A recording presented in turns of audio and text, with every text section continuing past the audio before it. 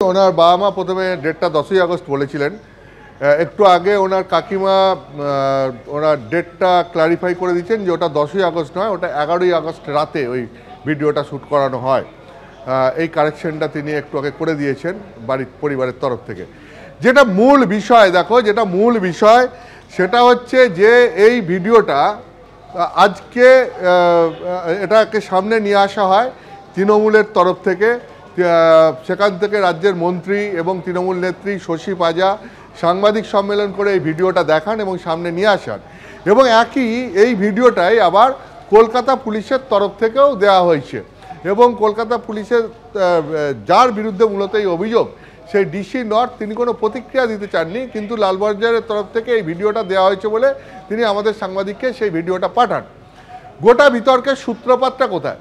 বিতর্কের সূত্রপাত হচ্ছে গতকাল আরজিকর হাসপাতালে এই তরুণী নির্যাতিত, ধর্ষিত এবং তারপরে খুন হওয়া এই চিকিৎসক মহিলার পরিবার, তারা আরজিকর হাসপাতালে কালকে ছাত্রদের আন্দোলনে যোগ দিতে আসেন এবং সেখানে এসে তারা মারাত্মক অভিযোগ করেন যে যেদিনকে তাদের বাড়ির মেয়ের মৃত্যু হয়, এরকম নৃশংসভাবে তাদের বাড়ির মেয়েকে মারা হয়, সেই দিনকে পুলিশের তরফ থেকে একজন আইপিএস অফিসার, এবং তারা একদম নির্দিষ্ট করে বলেন ডিসি নর্থ, তিনি তাদের সঙ্গে গিয়ে দেখা করে তাদেরকে টাকার বান্ডিল নিয়ে টাকা দিতে চান।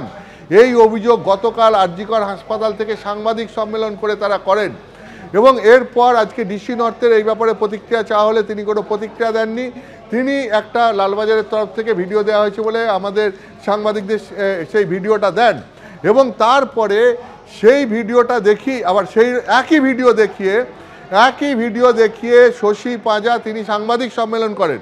যে ভিডিওতে দেখা যাচ্ছে যে তার বাবা মাকে জিজ্ঞাসা করা হচ্ছে যে তাদেরকে টাকা পয়সা অফার করা হয়েছিল, কোনো পুলিশ অফিসার টাকা পয়সা অফার করেছিলেন, এই রকম কোনো অভিযোগ তারা করছেন কিনা, তাতে তারা সম্পূর্ণ সেটা অস্বীকার করেন বলে সেই ভিডিওতে দেখা যাচ্ছে। এবার এই ভিডিও সামনে আসার পরই এই ব্যাপারে তার পরিবারের লোকজনের কাছে ব্যাখ্যা চেয়ে জানতে চাই আমরা যে ব্যাপারটা কি। আপনারা বলছেন যে একদিকে যে একজন আইপিএস অফিসার এসে ডিসি নর্থ এসে আপনাদেরকে টাকা দিতে চেয়েছিলেন, কিন্তু আবার একটা ভিডিওতে দেখা যাচ্ছে আপনারা অস্বীকার করছেন যে এই রকম টাকা পয়সা অফার করার কোনো ঘটনাই ঘটেনি। তাহলে প্রকৃত সত্য কি? আজকে তার বাবা মা সাংবাদিক সম্মেলন করে যেটা বলেছেন সেই অভিযোগ আরও মারাত্মক। কেন আরও মারাত্মক বলছি?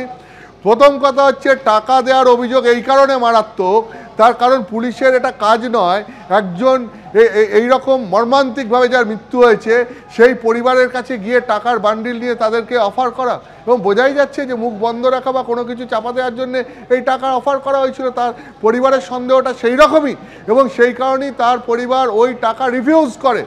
কিন্তু এরপরে আজকে যে অভিযোগটা করা হচ্ছে যে এই যে ভিডিওটা যেখানে বলা হচ্ছে যে পুলিশ তাদের কোনো অফার করেনি, সেইটার ব্যাখ্যা দিতে গিয়ে তার পরিবারের তরফ থেকে কী বলা হচ্ছে যে জয়েন্ট প্ল্যাটফর্ম অফ ডক্টরসের প্রতিনিধিরা যেদিন তাদের বাড়িতে যান 11 তারিখ, তারপর বাড়ি থেকে বেরোনোর পর চিকিৎসক সুবর্ণ গোস্বামী তিনি প্রথমেই অভিযোগ করেন যে পরিবারকে পুলিশের তরফ থেকে টাকা দিয়ে মুখ বন্ধ করার চেষ্টা করা হয়েছিল। এই অভিযোগ আসার পরই শোরগোল পড়ে যায়, এবং তিনি আজকে যেটা পরিবারের তরফ থেকে বলা হয়েছে যে সুবর্ণ গোস্বামীকে এই জিনিস তার মা বলেছিলেন, ওই তরুণী চিকিৎসকের মা বলেছিলেন, এবং সুবর্ণ গোস্বামী সেটাই শুনে এসে বাইরে বলেন।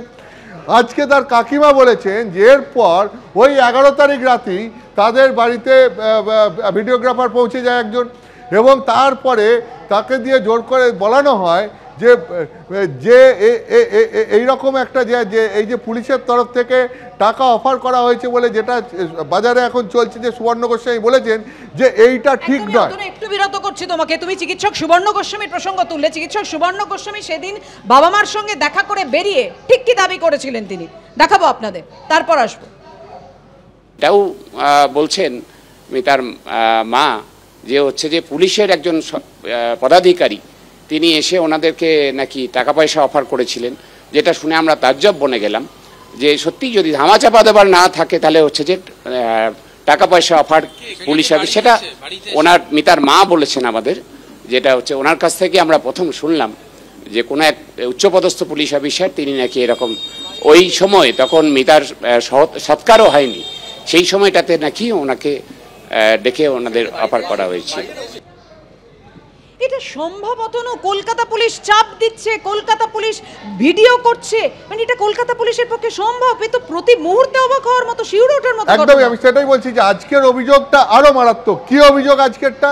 যে কলকাতা পুলিশের তরফ থেকে শুধু টাকা অফার করা হয়েছে তা নয়, কলকাতা পুলিশের তরফ থেকে এটা অনুমান করা হয়েছে যে এই জিনিস যদি এই নিয়ে ভবিষ্যতে যদি শোরগোল হয়, এই অভিযোগ যদি পরিবারের লোক কখনো প্রকাশ্যে এসে করেন, তাহলে পরে যে বিড়ম্বনার মধ্যে, যে সমস্যার মধ্যে পড়তে হবে, তার জন্য আগে ভাগে একটা ভিডিও করিয়ে রাখা, যে ভিডিও দিয়ে পরিবারের লোককে দিয়ে অস্বীকার করিয়ে রাখা, যে পরিবারের লোক কখনো যদি সামনে এসে অভিযোগ করেন তখন এই ভিডিও দিয়ে ডিফেন্ড করা যাবে।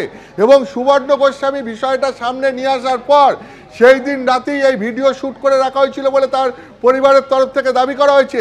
ফলে শুধুমাত্র যে টাকা অফার করা হয়েছিল তা নয়, এই অভিযোগ যাতে সামনে কখনো না আসে, পুলিশের এই কাজ যাতে সামনে কখনো না আসে, তার জন্য পরিকল্পনা মাফিক আর একটা ভিডিও তার পরিবারের লোককে দিয়ে শ্যুট করিয়ে রাখা হয়েছিল। মানে সেখানে পরিবারের লোককে দিয়ে বলিয়ে সেখানে ভিডিওগ্রাফার পাঠিয়ে সেইটা তুলিয়ে রাখা হয়েছিল বলে অভিযোগ। মারাত্মক অভিযোগ। তোমাকে একটা জিনিস মাথায় রাখতে হবে, পুরো ঘটনাটা ঘটছে 9, 10, 11 তারিখ এই সময়ে। আর ঠিক এই সময়টা কলকাতা পুলিশের হাতেই পুরো তদন্তভার রয়েছে, তখনও সিবিআইয়ের হাতে তদন্তভার যায়নি। এরপরই পরিবারের লোকজন সরাসরি হাইকোর্টে গিয়ে সিবিআই তদন্তের জন্য আবেদন করেন এবং তারপর 13 তারিখে সিবিআই তদন্তের নির্দেশ দেয় হাইকোর্ট। এই মাঝের সময়টুকু পুরোটা কলকাতা পুলিশের হাতে তদন্তভার ছিল। ফলে কলকাতা পুলিশের যে কী পরিমাণ চাপ এই পরিবারের কলকাতা পুলিশের তরফ থেকে তৈরি করা হয়েছিল, এই একের পর এক ঘটনা প্রকাশ্যে আসতে পুরোটা পরিষ্কার হয়ে যাচ্ছে। বারবার কলকাতা পুলিশের ভাবমূর্তি এবং তার স্বচ্ছতা প্রশ্নের মুখে পড়ে যাচ্ছে। ধন্যবাদ তোমায় অতনু।